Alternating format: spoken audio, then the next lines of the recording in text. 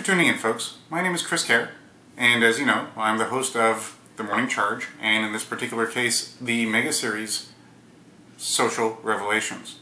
Now, we've had 5 amazing episodes that have blown away every myth you can think of, and now we're going to blow away even more that you didn't realize were myths, just on a spectacular, amazing, awe and shock-filled Social Revelations grand finale.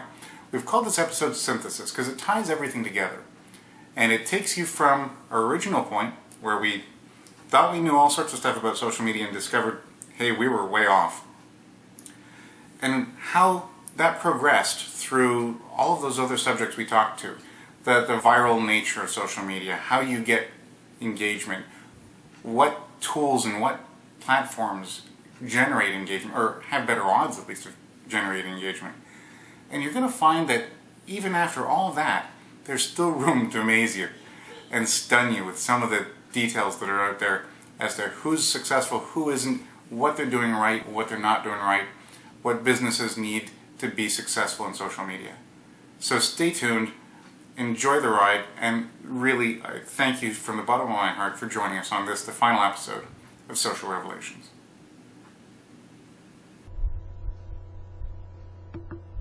So we have 5 episodes done, more than 6 hours of mind-blowing stats and analysis, and lots of social media myths blown away.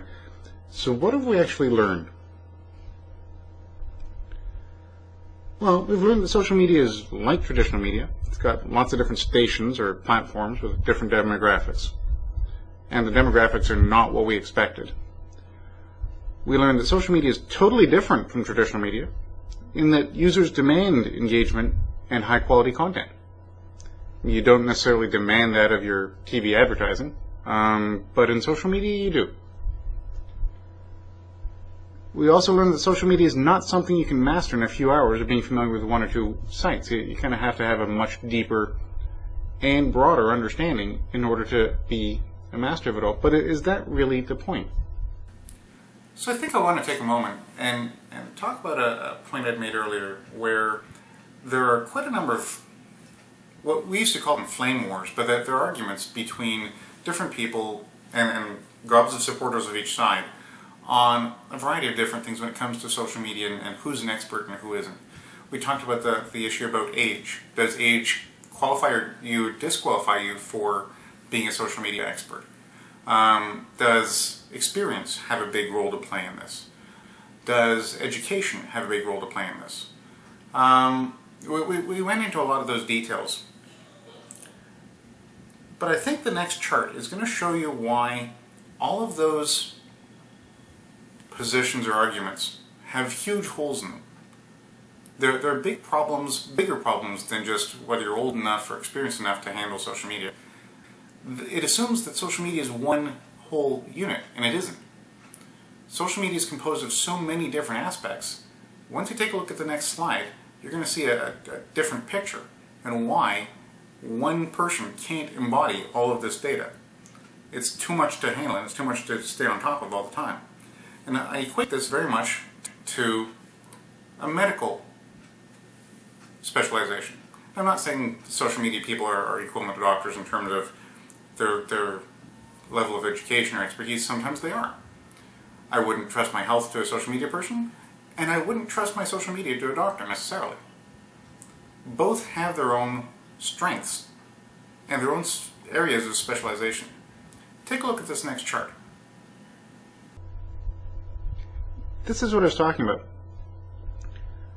When you're talking about having a medical expertise, you're going to be kind of a generalist. That's your general doctor. Then you're going to have your brain surgeons, your osteoporosis specialists. You're going to have your pediatricians, your OB-GYNs. You're going to have a whole slew of different specializations, your nose, throat. Then you're going to have your medical technicians. You're going to have people who are experts at nuclear therapies and others who are in true radiology and whatnot. You have so many different layers of expertise, and all of them build towards a satisfactory, one hopes, resolution to whatever your medical ailment is. Similarly, you're looking at social media. Social media, you can't be a social media expert of everything. you can't master everything there is to know about e-commerce, everything there is to know about social media distribution, to the thousands of different social networks out there. Also be a single platform specialist on each and every one of them. Be an integrated marketing specialist. Have the ability to not only take what's happening in each of the social media networks, but also merge and meld that with radio, print, TV, door-to-door, canvassing, live events. That's just too much knowledge base for one person to be on top of. All of the trends, all of the expertise, all of the habits, all the design requirements. No one brain has all that capacity. Then you have network strategists, you have graphic content specialists, you have content writers, video specialists, community managers. You have a role for SEO and SEM specialists here. People who study the analytics of it. How successful is it? People who are experts at traffic generation, F-commerce, the ability to have a store right on Facebook. Your social media advertising is a whole niche on its own. And customer service, we talked about that in an earlier episode as well. And there are 20 or 30 more specializations, at least, that I just didn't have room on the screen to share. But when you think of all of that body of knowledge, this isn't something that any one person is going to be able to provide to your company all on their own. It's too broad. Now, they will probably have one or two things that they're particularly good at, and then they will have an understanding of the rest of it, but that's not the same as being top of your game in each of them. That's why being a social media expert is such a bizarre chameleon-like thing to talk about. Because where somebody may be a fantastic social media expert in,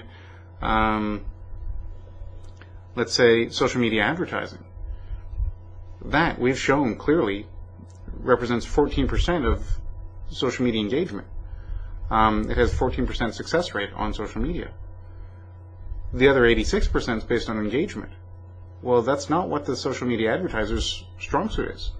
They're there to maximize the response you get from the ads.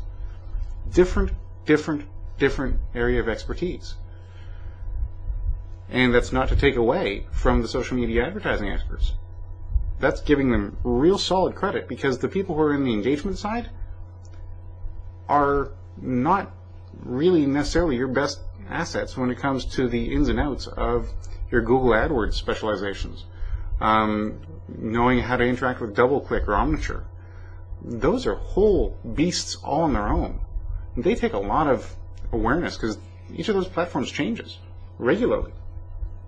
And the impact it has on your website. Your entire web presence can be dramatically impacted by the effect of either DoubleClick or an Omniture, or even to a certain degree Google advertising platforms. They all have huge impacts on how fast your website processes, on some of the types of programming you need to do for your websites. It's not the easiest thing in the world. So if somebody's not giving you the right advice, it's not necessarily because they're not a social media expert, although in 89% of the cases that's true. It could just be that they're not an expert in that specific application of social media. And you're asking the wrong person. You're asking the foot doctor when you need to be asking the heart doctor. Does that make more sense? I think social media experts would have a much easier time defending their expertise if next to social media they put a couple of these special designations or specific aspects next to their expertise. I think that helps immensely in identifying who you are, what your strong suit is, and how you can help somebody. But even as I said that only applies if businesses are like you.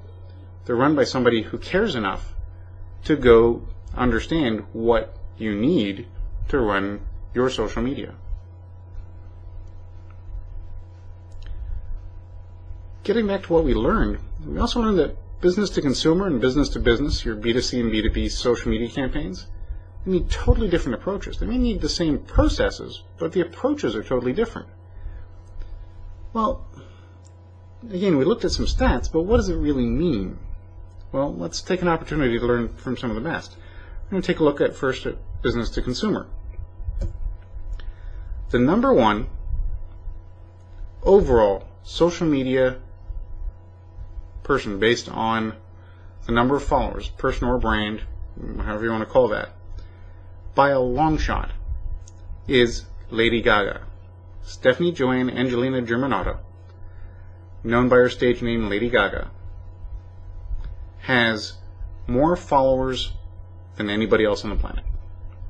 That includes companies. Just take a look at some of these stats. On YouTube, she's had almost 2.5 billion views. Today alone, over 742,000 views. Facebook, she gained a little over 7,000 fans today, and she has almost 55 million Facebook fans. Twitter, she gained 33,500 fans today. She's got 28, almost 29 million Twitter fans. Google Plus, the much maligned Google Plus, she has 3.5, almost 3.6 million Google fans. Now, you think the number one social media person in the world stopped at those four? No, she didn't.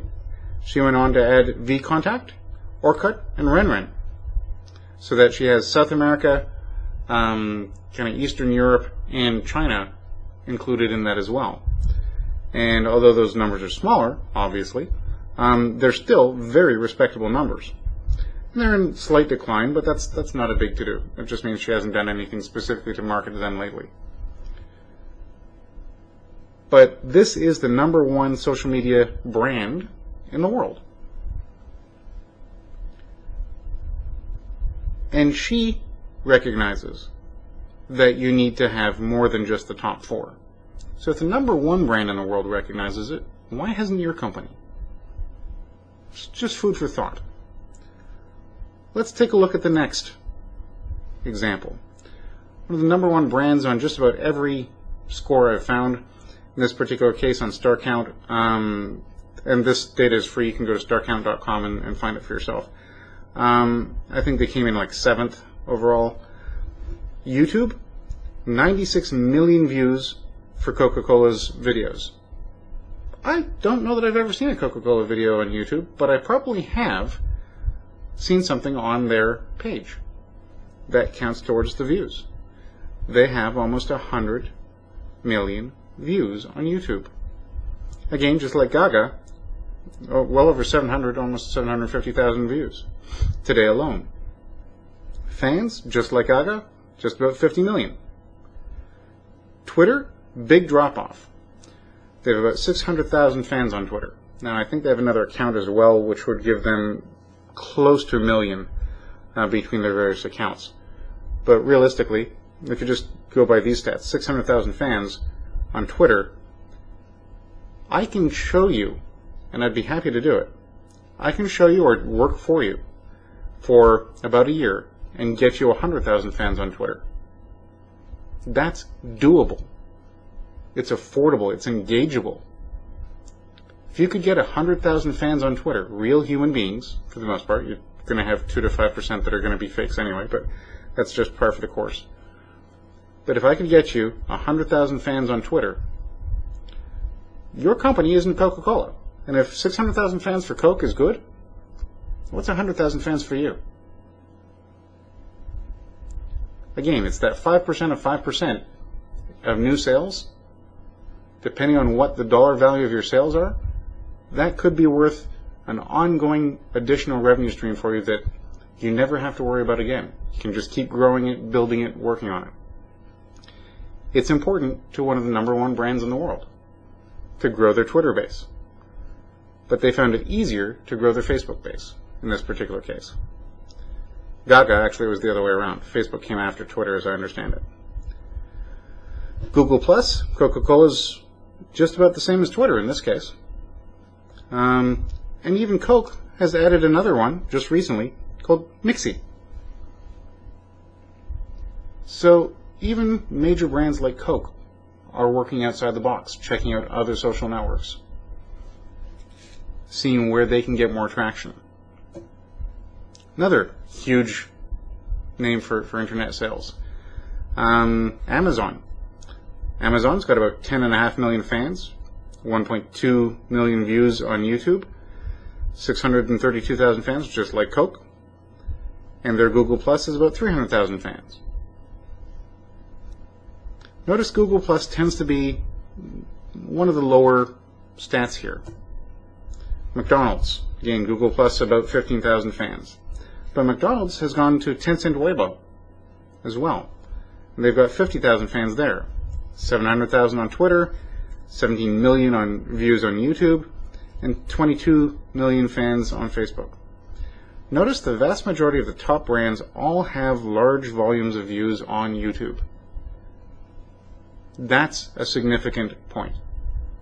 They've found something on YouTube, or they've built something for YouTube that gets them that extra viewage, that gets them extra engagement. And here's one of the surprising ones. I have no idea who Toby Turner is. I really don't. But in terms of star count, which is one of the bigger groups for charting who's doing what in social media, this guy's had almost 1.2 billion views on YouTube. Billion with a B. But he only has 320,000 Twitter fans and 261,000 Facebook fans. Google Plus, about 30,000. These are numbers, apart from the views on YouTube. The other three are numbers you can get to. Take you about a year, year and a half, but you can get there. And again, I'm assuming not a big advertising budget. Toby, I'm sure, did not have a huge advertising budget. But he managed to get 1.2 billion views on YouTube. That is somebody with a big star power in social media. IGN, kind of significant American entertainment website. It's video games, films, music, etc. IGN has, again, almost 2 billion views on YouTube. It's the exact opposite to the others, though. It's got 1.8, almost 1.9 million fans on Google+, less than 850,000 fans on Facebook, and 500,000 fans on Twitter. That tells you, A, most of IGN's followers are male. Most of them are technology-based individuals. They're looking for the games, the films, the music. How many times have we seen stats that show that correlation? Guys prefer to watch TV on their computer. Girls prefer to watch TV on TV. That's the latest major trend that's come out. It's a surprising thing. But it's not surprising when you look at the stats we've been looking at so far. YouTube views span both sides of certain age groups, not others. How about Facebook activities? When you go back to these stats, and you talk about the followers, where they're successful, McDonald's and Coke are good examples.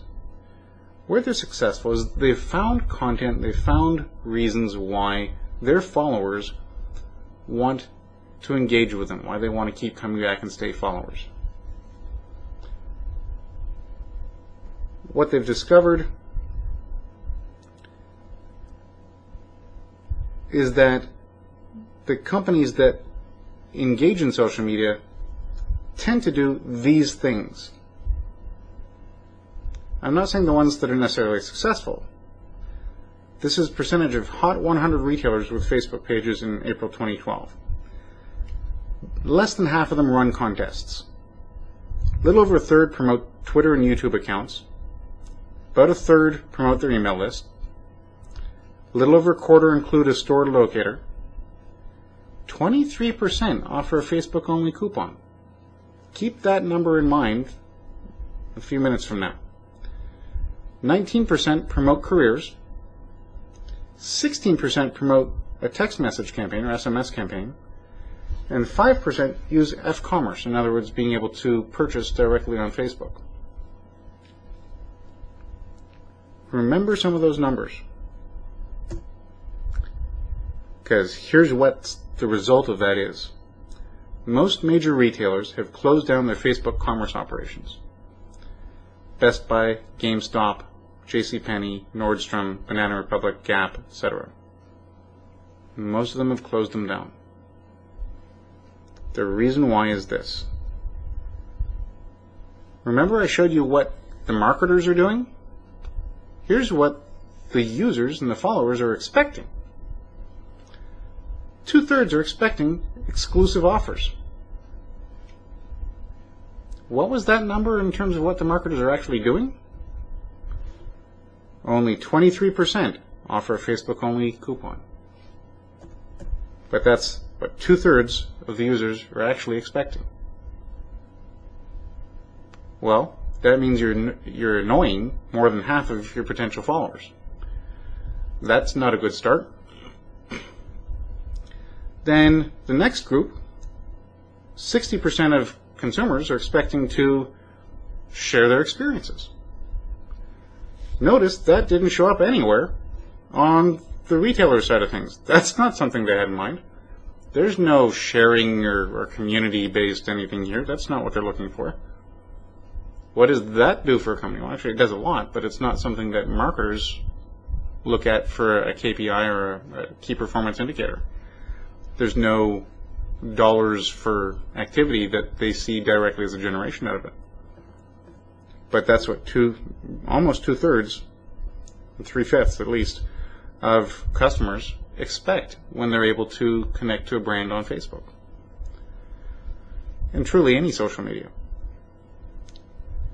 Another thing that, again, 4/5 of Americans or worldwide users expect after liking a brand, they expect to find games, contests, and other unique experiences that they can't find anywhere else. Games, contests, and unique experiences. Run contests. So you got about half there. That's as close as you're going to get. Not exactly games, but contests. All right, so let's have that. Well, that's the closest stat you're going to find on this list. And it's still way below what the user expectation level is. Users expect more contests. They're not getting them. Half of users expect to find service and support. I'm looking for service and support on here. I'm looking. Nope. Retailers aren't offering that. That's not on their to-do list. Share my ideas for new products and features. 2 out of every 5 followers expect to be able to share their ideas for new products and features. Nowhere on this list does that even rank. It's not even below the 5%. Didn't even hit the survey list. And about a quarter of all users who connect to a brand on Facebook really don't expect much of anything. And to be honest, that's the group that are most satisfied, because that's about all they get. When you take a look at this list. This is pro-company. This is pro-company.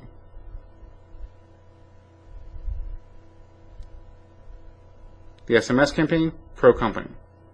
So, ignoring the F-commerce. 1, 2, 3, at least 3 of the 7 options, almost half basically, if you include the store locator to a degree, are all gimme, gimme, gimme. Gimme your Twitter, gimme your YouTube view, gimme your email access, gimme your phone number so we can give you an SMS campaign. Gimme, gimme, gimme.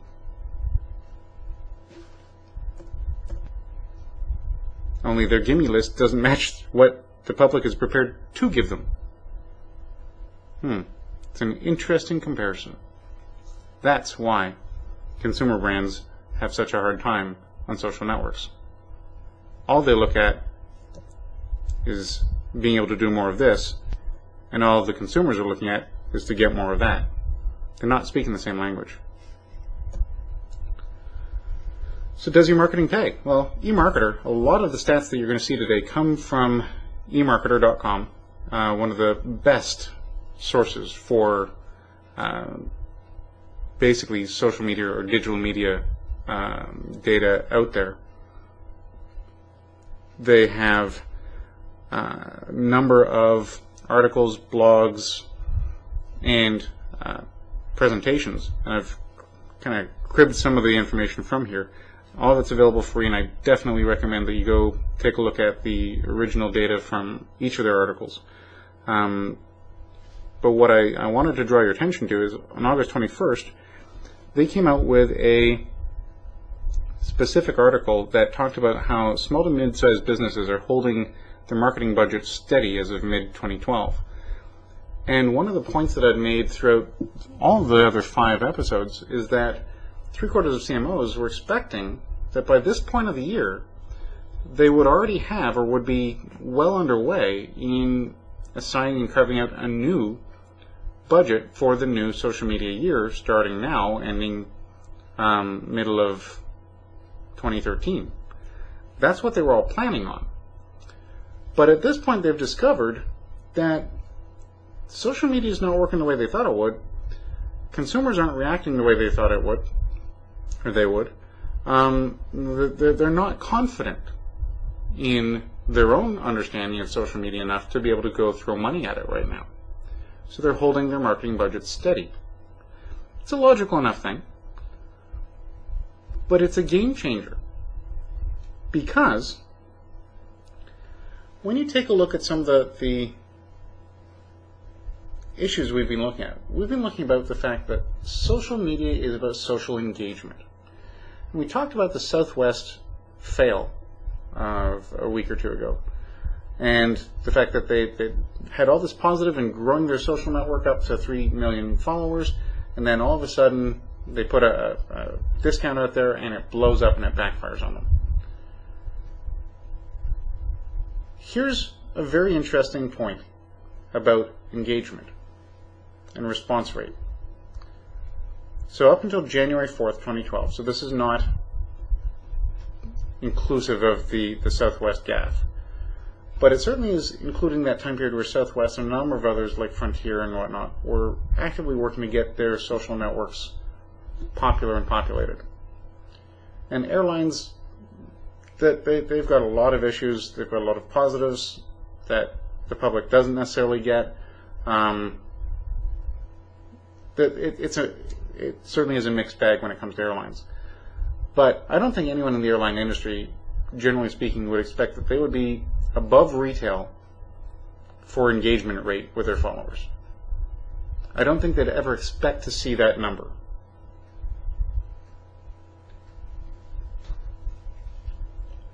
What are the odds that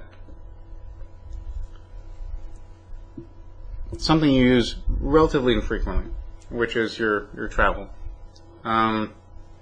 unless you happen to be an elite frequent flyer, what are the odds that you're going to be paying a lot of attention to any airline's website or any airline's social media? This just doesn't come up enough. The U.S. in particular, we've been cutting back so much on our holidays and vacation time, it just doesn't come up as a subject matter by comparison. You'd think retail, that you engage in every week when you do your groceries or you're buying clothes or furniture, school supplies or what have you, retail would have a much higher engagement rate. But we just saw retail doesn't seem to understand or get their customers when it comes to social. We just showed you why. But I want you to take a look at these 4 categories of engagement rate. Notice it's 0.33%, 0.27%, 0.24%, 0.36%. And in our previous episodes, we showed you that a great engagement rate on each of the social networks is somewhere around the 0.06%.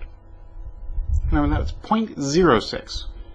So these industries, as an industrial rate, do very well in terms of being able to get shares and likes and whatnot. The response rates for the automobile industry, especially given the issues with the financial meltdown, the bailouts, and that kind of stuff, the response rates are still much higher. Typically, you expect a response rate of 3 to 5%. These numbers are far above that.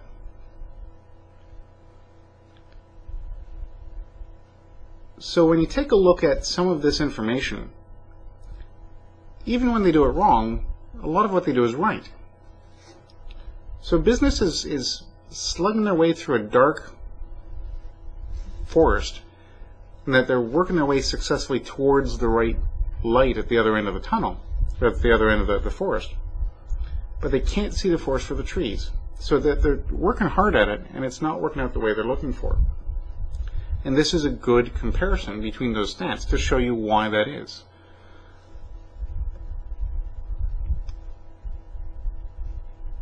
When you take a look at what small business says works for them, when it comes to B2C versus B2B, or business to consumer or versus business to business, of the respondents in this case, the number one tool for both sides seems to be email marketing. Again, it's something everybody's familiar with. It's a standard steady base. Websites, 72 and 70%. In-person, social media marketing. Social media marketing now has jumped over event marketing for effective business-to-consumer success as far as business is concerned. Has social media received the benefit of your event budget? Is it the same size as your event budget? Are you dropping that kind of money on it? I think for a lot of businesses the answer is no.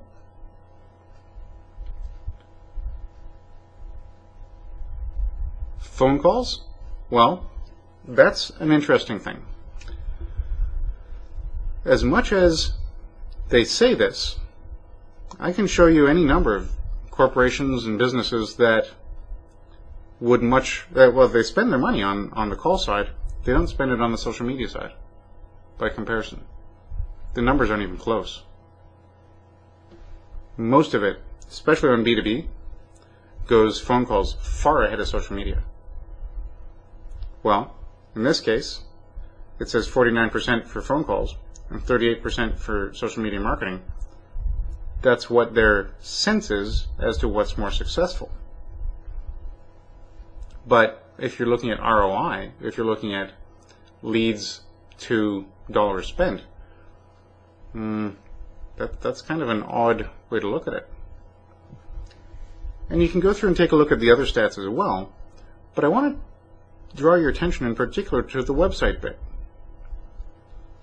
That says 72, 70, and 71% of businesses basically think that the website draws their second best, most effective lead gen, if you will. Take a look at these stats. This is the Penton Marketing Services did a survey of 5,000 business-to-business marketers across a variety of industries. They found well over 3/4 of all B2B marketers said their websites are not effective at generating leads. Think about it for a second, folks. 3/4 of CMOs want social media to drive traffic to their websites. And more than 3/4 of CMOs believe that their websites aren't good at grabbing leads. So let's think about this for a second. Number one, there's this clearly stated objective that social media is useless except for driving traffic. The more traffic it drives, the more leads you get. When you generate all the traffic and it goes to your website, you realize that you're not getting the leads, you blame the social media when you actually feel that it's your website's not good enough at converting it. Why are you blaming social media?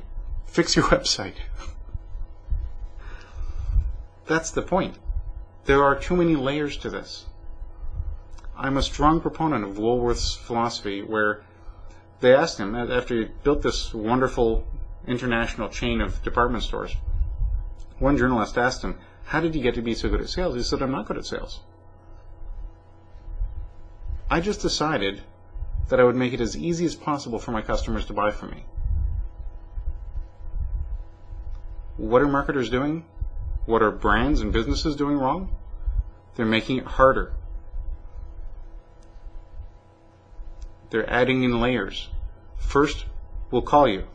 Then, we'll send you an email. Then, we'll send you to our social media. Then, we'll send you to our website. Then, you're not going to like us anyway because our website's awful. But we still want you to buy from us. None of us likes to be treated that way. Why would anyone think our customers would? Here's another, I just say gobstopping fact. 2/3, basically, of business-to-business marketers are either vaguely aware or not aware about what is being said about their companies online. You don't know what people are saying about your brand? Or you don't care? See, what the consumers take away from that, what your customers take away from that, is that you don't care. And that comes up in survey after survey. We've shown several of them to you already. And 2/3 of businesses don't track it. They don't monitor it. Well, hello. My role is competitive intelligence. You want to know what people are saying about your brand? Hire me. I'll take care of that for you. You don't want to know? That's up to you. But you're with the majority of businesses. And as a result, the majority of your customers think and get the impression from that kind of activity or behavior that you don't care. And when you go back, like we did back here, half of consumers expect to find service and support on your social network, on Facebook in particular. And that's not even an option as far as the vast majority of marketers are concerned. There's no discussion about it at all.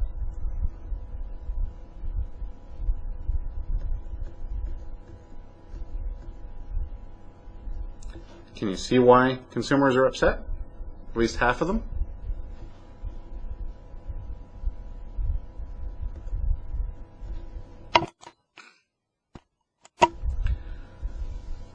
And does social media treat every industry the same? And obviously the answer is no.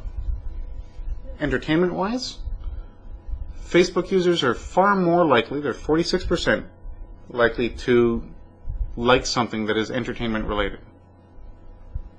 I want you to hold on to that stat later, because that's another one that's going to knock your socks off.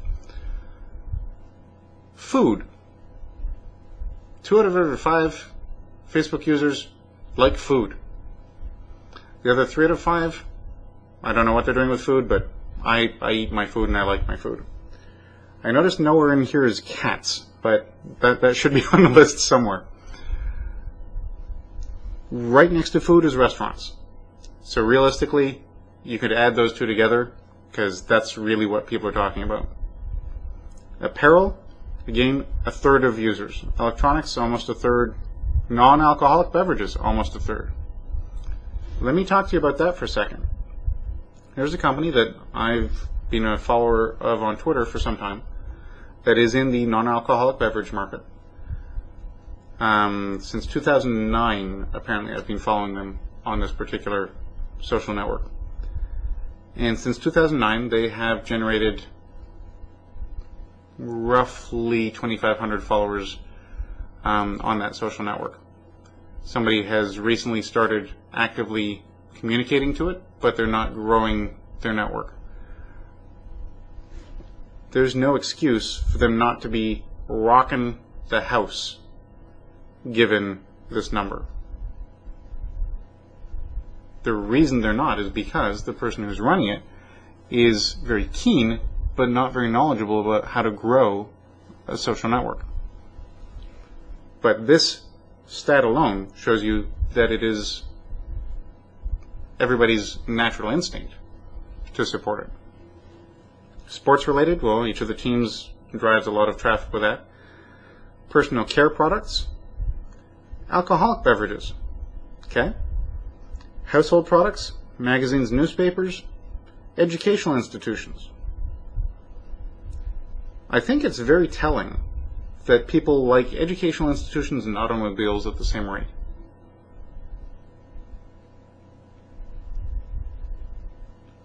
And the answer is people don't like automobiles. They like certain aspects of it. You like certain specific cars you just fall in love with. But if you want to talk about the auto industry as a whole, or car dealers, that's not a popular conversation.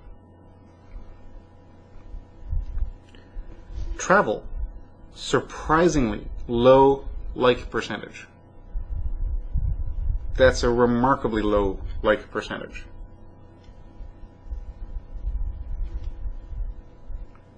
Telecom, even worse. Pharmaceutical companies.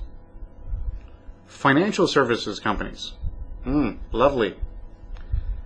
And appliances. People would rather like a financial service company than an appliance company. Hello, appliance companies. That should be a big red flag warning sign to you. When one of the biggest purchases you make for your home is something that nobody wants to like. Nobody wants to get engaged in. Especially now that you're seeing all these Food Network and other shows where people are talking about ranges, the specialty wine coolers, wine fridges, all sorts of different outdoor cooking equipment and whatnot. Appliances should be a much higher rate than that, but they aren't, because people don't like those companies. Those companies haven't engaged the marketplace. But when you compare appliances to food, people like the food, they just don't like the appliances. Those should be telling signs to brands. Those companies have a lot of work ahead of them in order to build the engagement so that people are buying their product because that's what they want to buy, not because that's what they have to buy.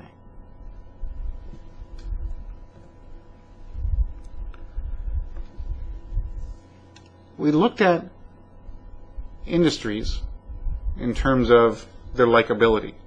And that's all that was. That didn't say that individual companies aren't good, better, and different. But now if you take a look at which networks users use for observing, as opposed to which social networks users use to share, I want to draw your attention to something. First off, most people are lurkers. They're going to sit in social media and they're just going to watch. In almost all cases, the watching numbers are much bigger than the sharing numbers. So in terms of social advertising, if you will, even though you may not get a lot of likes or click-throughs or whatnot, posting anything to social media is going to get seen. It may not get liked, may not get shared, but it's going to get seen. So it has value. Obviously it has more value if it gets shared more often, but still, it has value. But if you take a look at the networks and the trends, or the likelihood, the number one network for sharing is Foursquare. Number 2 is Tumblr. Now, we've talked about Foursquare, and we've talked about Yelp, and we've talked about a bunch of those other effectively geo-targeted or local network, social networks, because of the impact it's having in terms of things like the iPhone and Siri and the new Google Now. Remember that from the last episode? Well, here's one more reason. On a 4.5 to 1 over LinkedIn, a 3 to 1 over YouTube, almost a 2.5 to 1 on Twitter, Google, etc. Foursquare sharing happens more than observing. Now there's a reason for this. If you've never used Foursquare, one of the things it does is it says, do you want to check in at such and such a spot? And it auto-populates check marks on, do you want to share it with your friends, and do you want to share it with your Facebook friends? You almost have to actively deselect those if you don't want it shared. It's just natural to share it. So you click. And as a result, something gets shared almost every time you check in. You don't have to. I don't. I dutifully deselect so that I don't share it with everybody. But you can put a comment on, and it gets shared. It is that powerful a sharing mechanism because it's so natural and so easy and built into the entire process of using that particular tool or that particular network. Tumblr, similarly, is built on the premise of that sharing module. The objective is to get it shared as much as possible. It's more important on Tumblr to share than it is to observe. Do you have a Tumblr strategy? Do you have a Tumblr account? Do you use Tumblr at all? If not, you're missing out on 31% of your shares.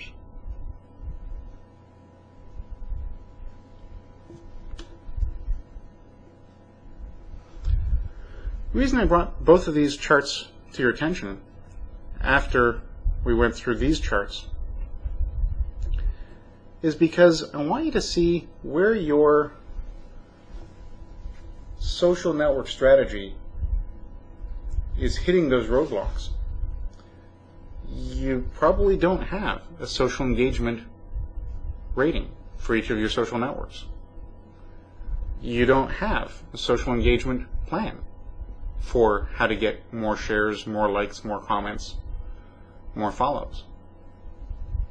You probably don't have your demographics aligned with the social networks and the demographics that they have to bring to you. That's one of the reasons why your social networking is an uphill battle. This goes a long way to sharing with you why your social media return on investment is struggling. Or, conversely, if it's not struggling, why it is being successful.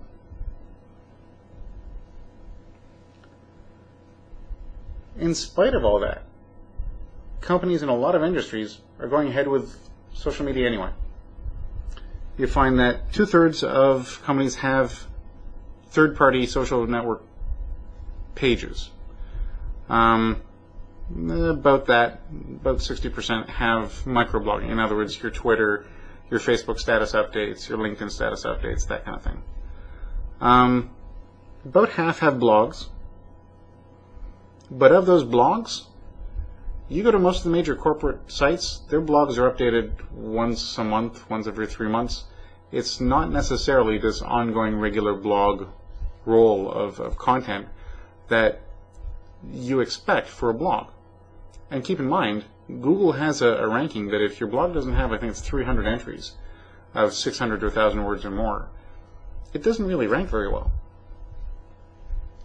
So you kind of have to have a volume, a pace that allows these tools to give you the benefit that you're looking for. So even though it says 51% of companies have blogs, I would argue that it's probably closer to 15 to 18% have active blogs. Sharing links in email and web offers. Only half of businesses do that. That is a stunning fact.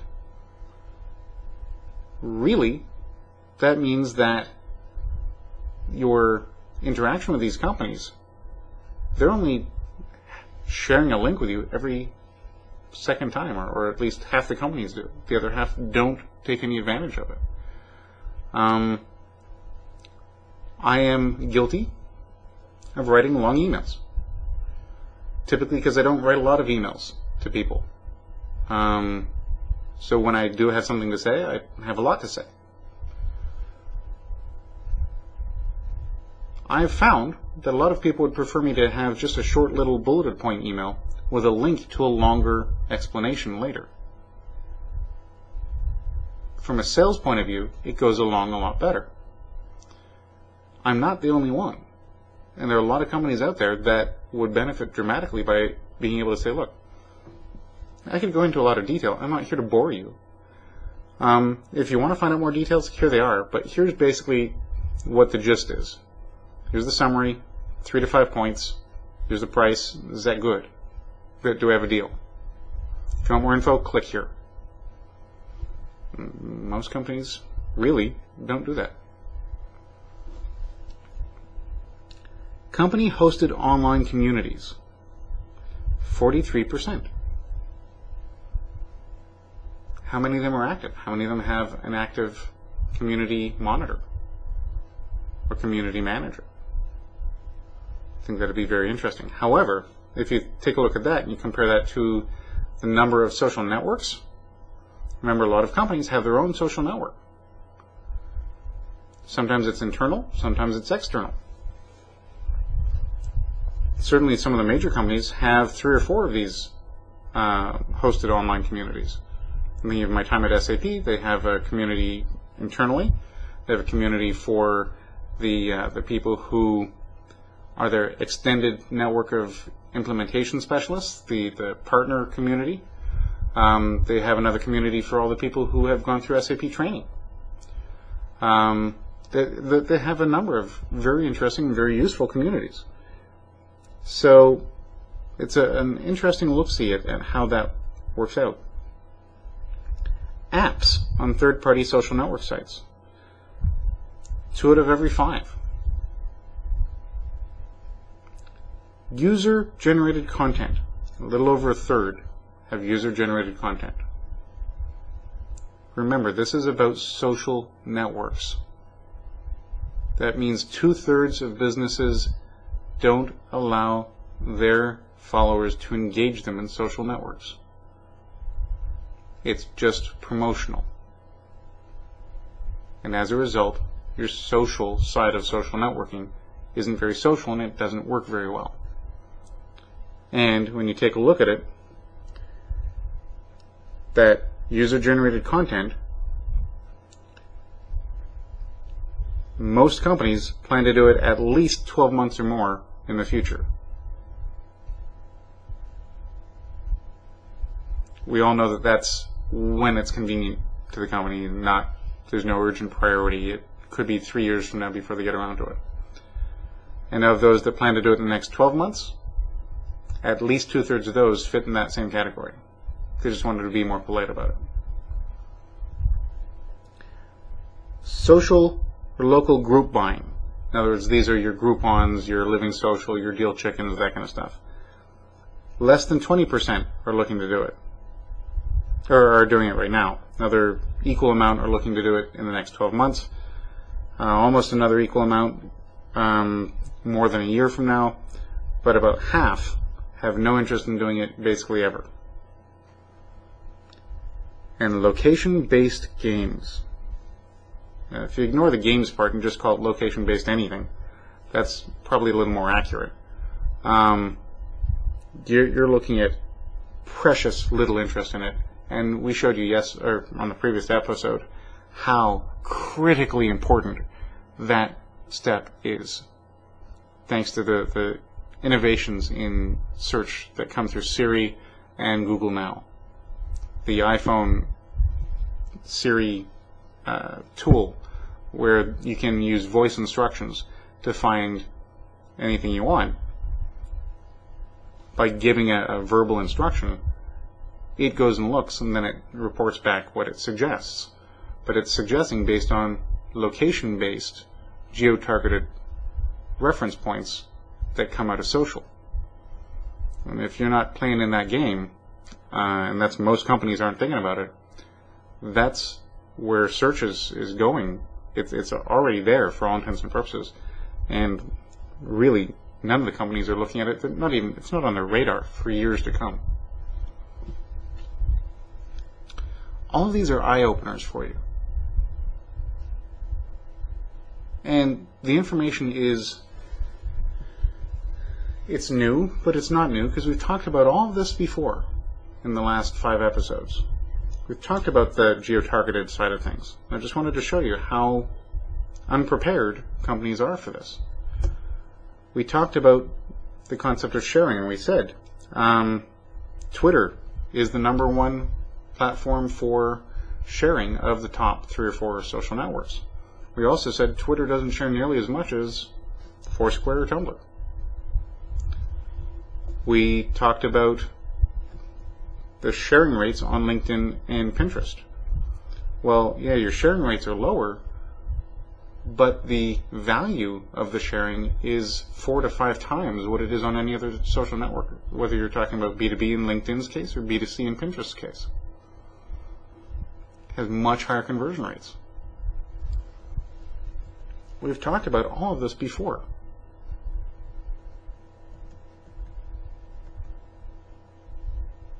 So when you do that comparison of what functionality businesses use, they use the pages, they use microblogging, blah, blah, blah, social media ads. They're looking for sharing. In this case, they're looking at Twitter and Facebook at 18 and 17. So they figure that's where their bread is buttered. They don't really pay a lot of attention to this part yet. We know from previous stats that they're looking at driving traffic to the websites, but they're dissatisfied with the websites, so they're dissatisfied with the results on social media. So when we look at specific industries and where they put the emphasis on what they do, in the automotive industry, a little over half use Facebook, a little over half use LinkedIn, about less than a third use blogs, a quarter use Twitter. Or industry-specific social networks, a little less than a quarter, 20% roughly. Wikis, your Wikipedia, whatnot, gain 13%. And other, non-existent. More automotive companies use no social networks than use Wikipedia.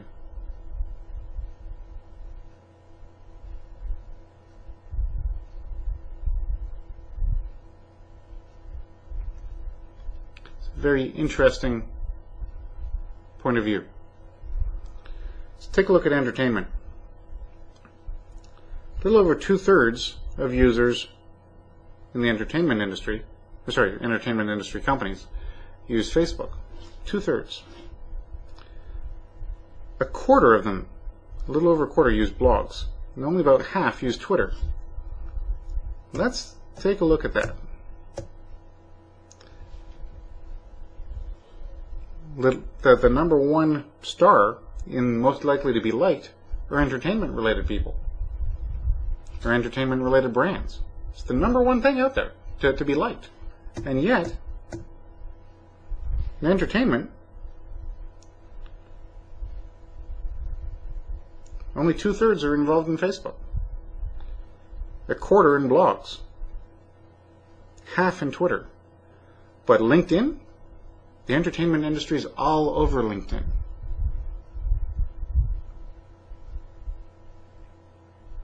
It's all over LinkedIn.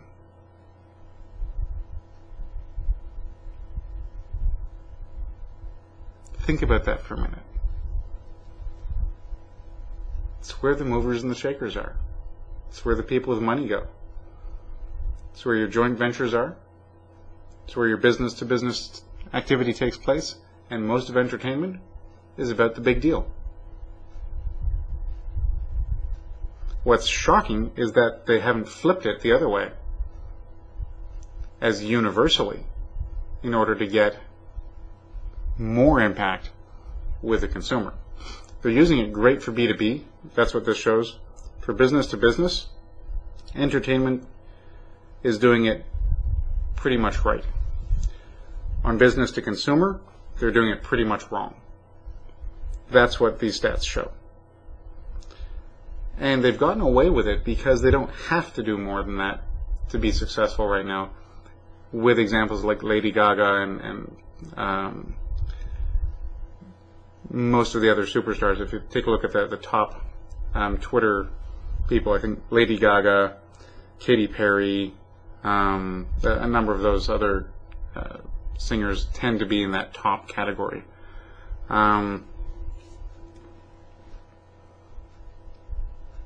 They already have a media following. That they have the media advertising, so they don't need to be social media powerhouses by effort. They can get there by advertising. That's not to disparage them, it's that they have that as an advantage.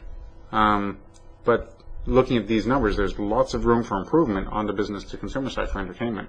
So even though they're number one already, they're number one with lots of upside still to go. Financial services. Again, most of the demographics of the people they're looking for fit the B2B mold. They're not selling to businesses necessarily, but they are selling to people who have that income, education, and other demographic correlation. So clearly LinkedIn is their number one spot to hang out. Facebook, about a little less than half. Blogs, only about 20%. Twitter, a little less than 20%. Industry-specific ones, 25%. And a whole lot of we don't knows. Healthcare, look at that number. 35% of healthcare industry companies have their own industry or function-specific online communities. Other big points, you're looking at LinkedIn.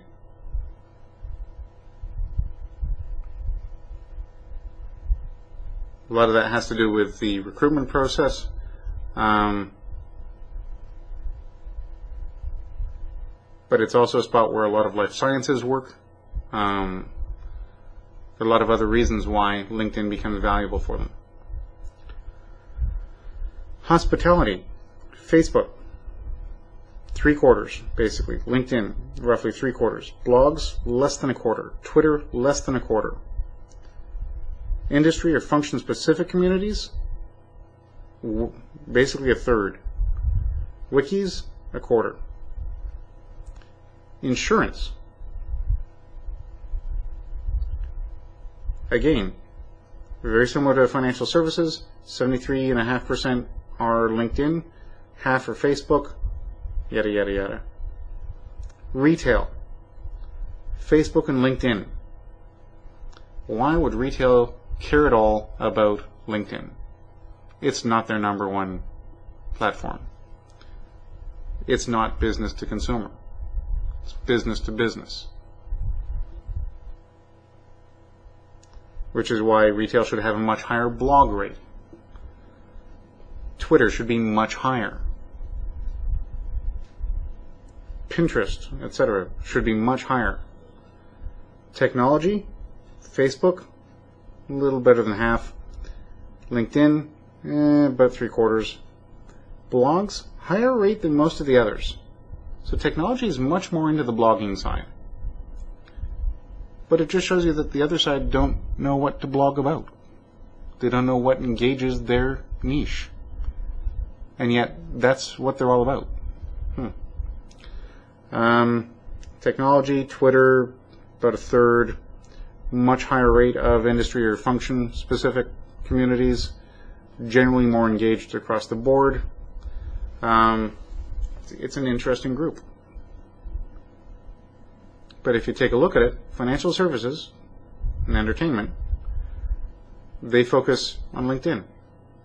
Healthcare has LinkedIn, but it also has a really high number on their own industry-specific one. Hospitality's big winner, Facebook. Different industries, different strong suits. But that's not how the actual on-the-ground benefits match, because we've looked at that. That's where their platforms are, but that's not where the demographics are, necessarily. So retail was the perfect example of that. They've put a bigger emphasis on LinkedIn than on Facebook, and yet LinkedIn doesn't have the benefit for them that they need.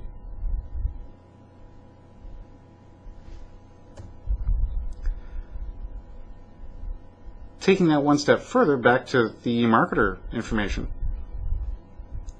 Social media sites used by U.S. financial advisors for business purposes, September 2011 and February 2012. That's where that is. So, September 2011, 79% used LinkedIn. By the end of February 2012, that had gone up by 5%. Facebook flatlined at 28%. Twitter saw some improvement. Google Plus didn't exist as far as they're concerned 2011. February 2012, it's almost caught up to Google. It's almost caught up to, it's about halfway to Twitter. YouTube, again, none of them had used YouTube for all intents and purposes until February, or by February. Nominal impact on others. None of the above, bigger than Google, YouTube, and other combined, really. So when you think about it from the perspective of just financial advisors, and their company has put all sorts of restrictions on what they can and can't share, but when you think about it from their perspective, there are probably half a dozen specifically entrepreneur or business person or demographically more relevant sites than Facebook, Twitter, Google, possibly YouTube, that none of these huge financial mega organizations have deigned to touch when it comes to social media. It's perfect demographics for them, but they don't even make the list. How many perfect demographic alignments of other social networks are there for your industry that didn't make your list? Who's going to tell you which ones make or don't make your list? I could, but you'd have to hire me to do it. But it's not a long list of people out there who have that expertise. Does your company have it? It's an interesting question. How about banking? Banking, insurance, and financial services companies in North America, they see a value in social media or blogs. Basically, 3/5 have gotten a customer from LinkedIn, almost half from a company blog post, 2 out of 5 have gotten one from Twitter, and a third have gotten it from Facebook. Now let's just go take a quick look. A third got one from Facebook, but 2/5 got one from Twitter. Facebook, 1/3, Twitter, 2/5. Isn't this backwards? If more of them get customers from Twitter than Facebook, why shouldn't those numbers be reversed? I'm not trying to pick on the financial industry. I'm trying to make the point that if you know that you're getting more benefit from one social network than another, why are you putting the emphasis on the wrong one? And the answer is because you don't know. You don't have somebody like me in your corner yet, or any of the other social media experts who are specialized in this kind of stuff, who can say, here's what your social media plan is missing. Here's where you're doing it on the wrong basis. You've got the wrong idea on these things. Maybe it's because you don't want to hear the word wrong. Maybe you want to hear only good things. We wouldn't be doing you a service if we told you that. Yeah, you're doing some things great, but if everything you were doing was great, then you wouldn't have a need for me. Reality is you do. Reality is roughly 90% of businesses out there need help on their social media. They need big help.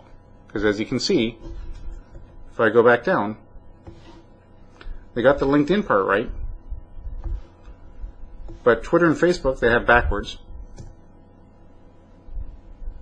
And none of this represents blogs. Why not? If it works for them to the tune of almost half, why is it not even on their list?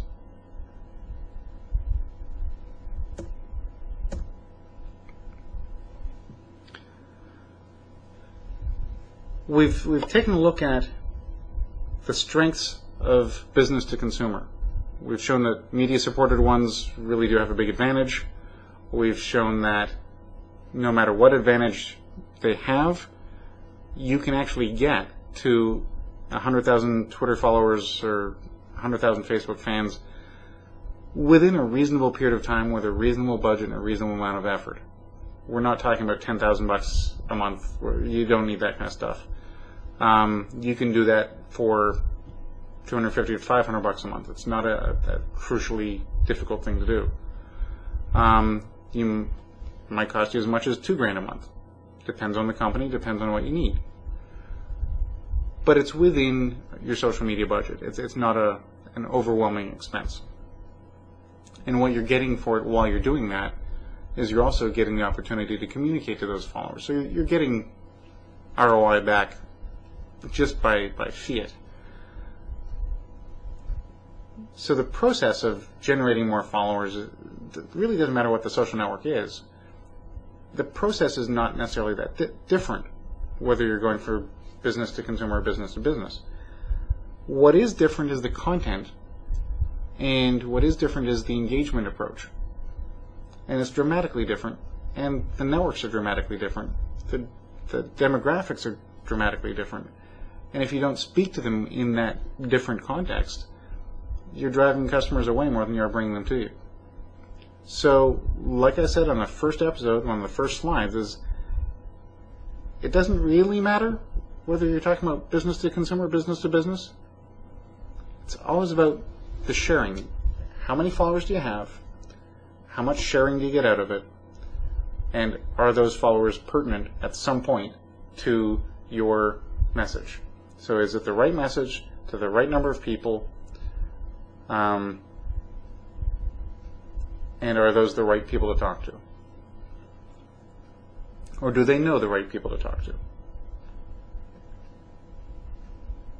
What businesses are missing is the expertise to know what messaging will engage their followers, to know what social networks their followers are really on, and to know how to grow that following across all of your company's networks. To be flexible. You know, if Coca-Cola, McDonald's, Lady Gaga, if they're all open to using other social networks than just the big three, there's a reason for that. Those other networks have value. It's an untapped gold mine, but only if it matches your particular demographics. It's easy for Coca-Cola. The demographics are, do you drink Coke? Simple. Don't need to worry about gender, don't need to worry about age. You need to worry about drinking of Coke. If you drink Coca-Cola, this is for you. It's like my favorite politician. If I ever wanted to be a politician, and I sure as heck don't, but if I ever did, then hopefully my slogan will say, if you can mark an X, you're my kind of voter. Coke should have the exact same thing. If you can pop a bottle top, you're my kind of Coke drinker. It's that simple. It's not. They have very specific demographics. They're one of the best companies on the planet for knowing who their sweet spot is for Coca-Cola products. But you understand my point. So how do you put all this together so that your company benefits? Well, you're going to build your demographic profile for your best customer. Not for the current customer, for your best customer.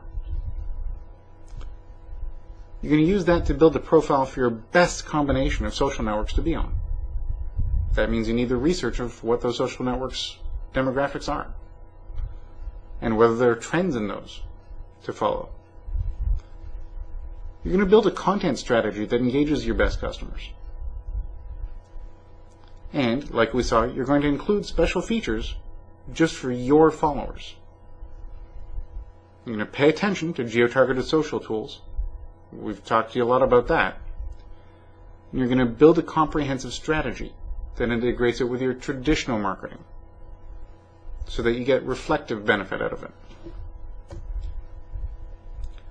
You're going to develop reporting, analytics, so that you know how your campaigns are going. And it's going to be based on key performance indicators for the form of return on investment that you selected at the outset. This is all based on what you want to achieve. So if you're not putting in the markers to monitor your path to your goal, that's on you. That has nothing to do with social media or anything else. That's you not putting together the roadmap to get you where you want to go and then monitoring how you got there. You're going to develop a long-term social strategy that includes return on investment from collaboration, customer service, product ideation, and more. The fact that you have one form of ROI identified today, that's good, that's wonderful. But you now need to build a plan that adapts to many other forms of ROI because those engage your customers in the ways that your customers want to be engaged in, which results in more customers for you. But if you don't engage them, for example, you don't include a customer service option in your social media, then by definition you're not engaging with them. You're not making it social, and therefore you're only advertising. If you're only advertising, your social media will fail. We've demonstrated that. Develop a plan that addresses the different needs of business to business in social marketing. This isn't just a case of saying, well, the fact that I'm working on Facebook and Twitter and YouTube, we're good. No, now I need to take a look at some of the others. What are the ones that are relevant for business to business? Well, Facebook to a degree. Is it good in my geographical area? Is it better in a different geographical area? Do I sell to that geographical area? Can I focus on that? Or do I need to look at other social networks? Do I need to look at the LinkedIns? Do I need to look at the Reddits, the Digs, the Tumblrs, some of the other groups, the Mavens, the Plaxos, the Waynes, all of these other social networks that are much more entrepreneur-friendly or business-to-business friendly?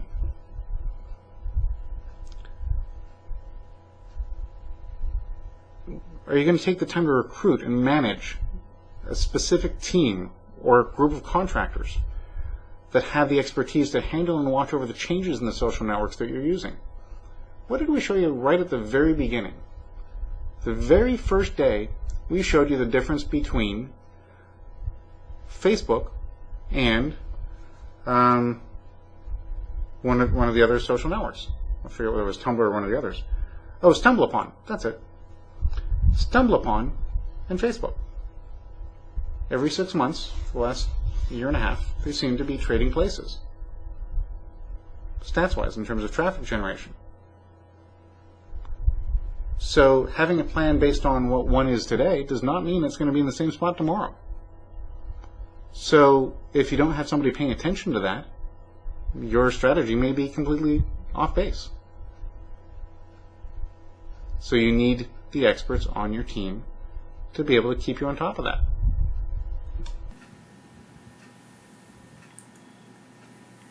So what we see then from business and the challenges that business are getting into is that some of them are able to drive huge traffic, some of them no traffic at all. They can get large volumes of followers. If you put enough money in advertising, you can get followers. That's not a big if question. You can always do that. But what they're finding is that no matter how much money they throw at it or how much media they throw at it, there's a disconnect that's happening between the marketer or the brand and the end user, the follower, the consumer. What's happening, and we showed this, is that the brand presents it like an ad. Here's our ad for the week. Here's our social commentary for the week. Here's our presentation for the week. And then the consumer's looking for something completely different. They're looking for discounts, they're looking for games, they're looking for kind of follower-only special treatments. They're looking for something completely different. And they're not getting it. And that's why you're seeing groups like JCPenney and Gap and whatnot getting out of the social media gig altogether. They've closed them down, that they're not really involved in that anymore. Because they don't grasp it, they don't get it. They're used to the idea of putting a video ad out on TV and putting flyers out and brochures. They're used to dealing with that medium. It's all presentation based. It's not engagement based. If I put a flyer out, I don't really care what you do with the flyer. I assume you're going to see enough of it to decide whether you're going to go shop at my store or not.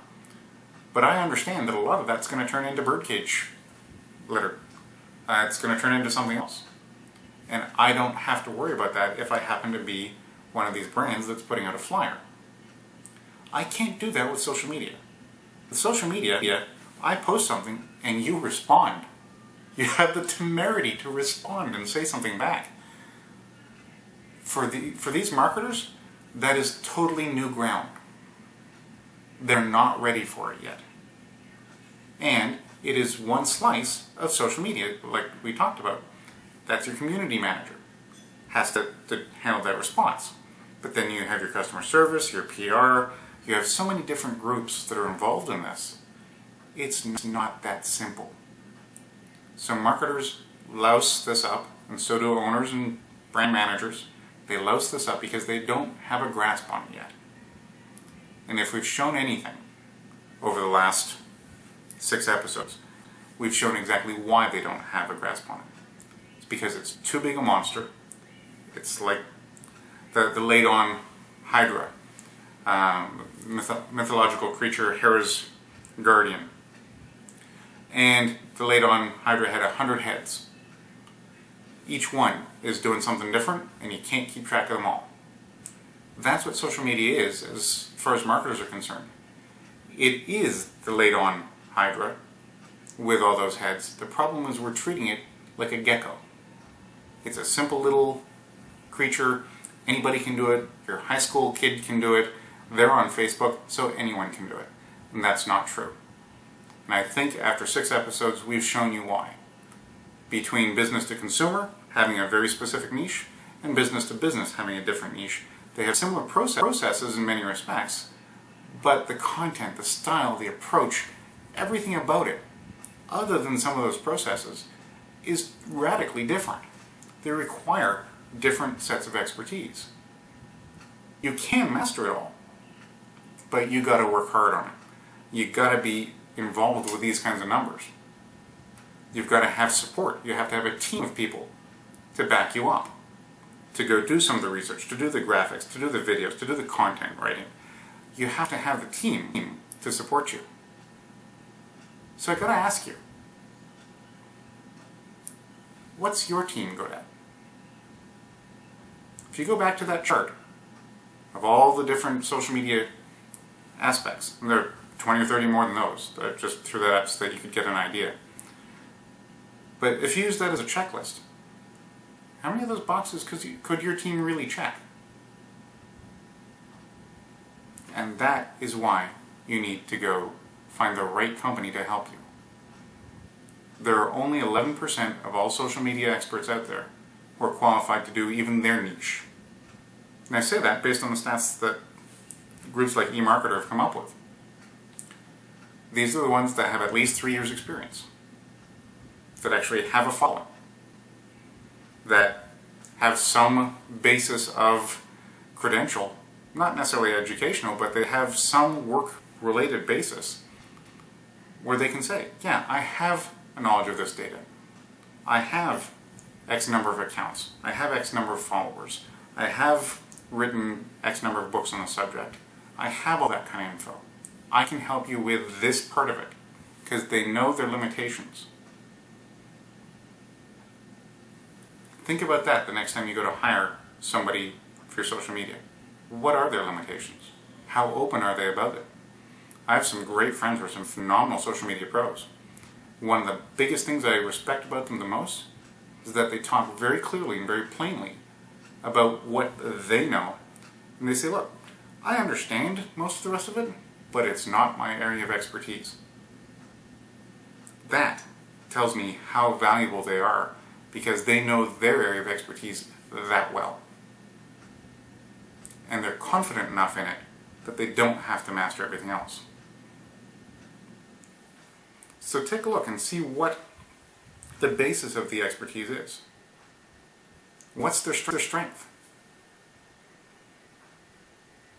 That'll tell you how it impacts your role.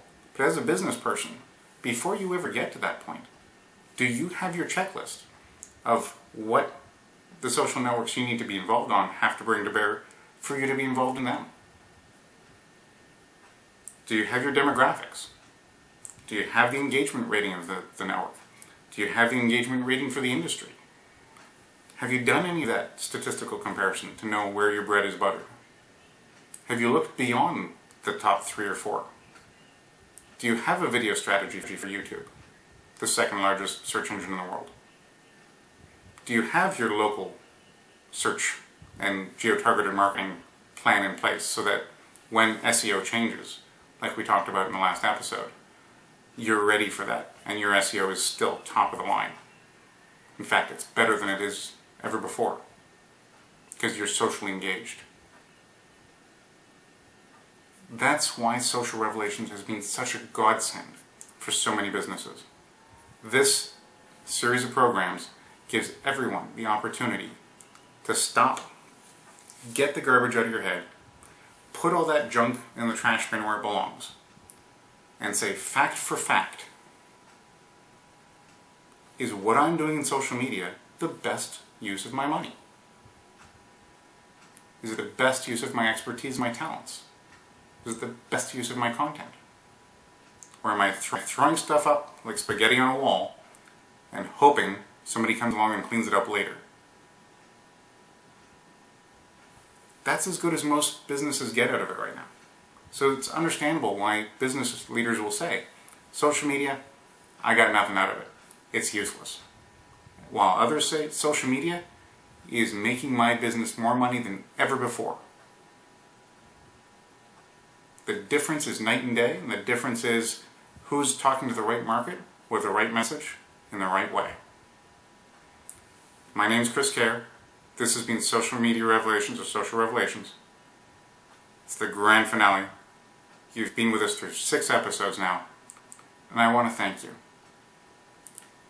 Your participation in this, your watching this, is obviously very rewarding from a personal point of view, but it also helps your business grow.